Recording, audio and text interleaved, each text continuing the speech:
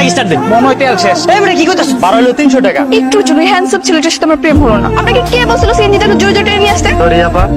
আমার একটা রিলেশন করা দাও। চালাইছিস তুই? আমার সব ফ্রেন্ডের একটা করে গার্লফ্রেন্ড আছে, কিন্তু আমারই কোনো গার্লফ্রেন্ড নাই। তাই আমার ফ্রেন্ড লিস্টে যত মেয়ে আছে সবাইকে মেসেজ দিছি। এগুলো আমার বান্ধবীকে মেসেজ পাঠাবি তুই?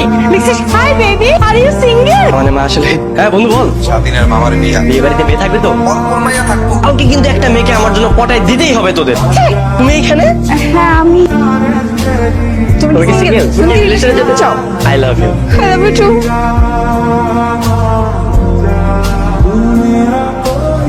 তোমার অন্যায় তো আগুন লেগে গেছে মনি। না না বাবু কিছু হয় নাই। তুই মায়ের সামনে দাঁড়ায় দাঁড়ায় প্রেম করতেছিস। লজ্জা তোমার হওয়া উচিত মা। কত প্রতীক্ষার পর আমি প্রেম পেয়েছি।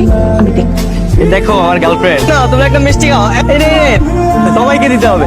তোমার ছেলে তো শেষ। কি হয়েছে? তোমার ছেলে রাস্তাঘাটে লুতুপুতু প্রেম করে বেড়াচ্ছে। ওকে বিয়ে দিয়ে দাও। আমি সারা রাত ভিডিও কলে থেকে তোমার ঘুমানো দেখবো। আসলে হ্যাঁ, ঘুমানো অবস্থাও মনে হচ্ছে যে একটা পরীর বাচ্চা। আসসালামু আলাইকুম শ্বশুর মানে আঙ্কেল। কতদিন ধরে চলছে এসব? 1 মাস। তোমার বাবা মাকে নিয়ে আগামী শুক্রবার আমার বাসায় আসবে। তুমি নাচতেছো কেন? শুক্রবার দিন তোমাদের বাসা আসছি। ঠিক আছে ঘুমাই যাও। ওরা একে অপরকে পছন্দ করে, এখন আমার কোনো আপত্তি নেই। ওরা আসলে লিমিট ক্রস করতেছে, দেখেছেন ভাই সাহেব? ওরা যে পাগলামি শুরু করেছে এটাই ঠিক সমাধান। তাহলে আমরা দেরি না করি।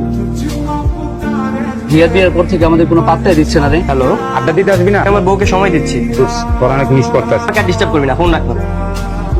চল ওর কাপড়ের শোরুমে যাবো। তাড়াতাড়ি রেডি হয়ে নাও, চল আমরা দুজন মিলে শোরুমে যাবো। জি না, তুই আমার সঙ্গে এখন যাবি ব্যবসা দেখাশোনা করার জন্য। তাহলে আমি যেতে পারবো না, ব্যবসা বাণিজ্য আমি করতে পারবো না। হ্যাঁ বাবা আমিও পড়াশোনা ছেড়ে দিয়েছি। এখন থেকে শুধু আমরা দুজন দুজনকে টাইম দেব। তুমি যাও। ইডিয়েট। কিন্তু ভালোবাসা সহ্য হয় না কারণ বাদ দাও।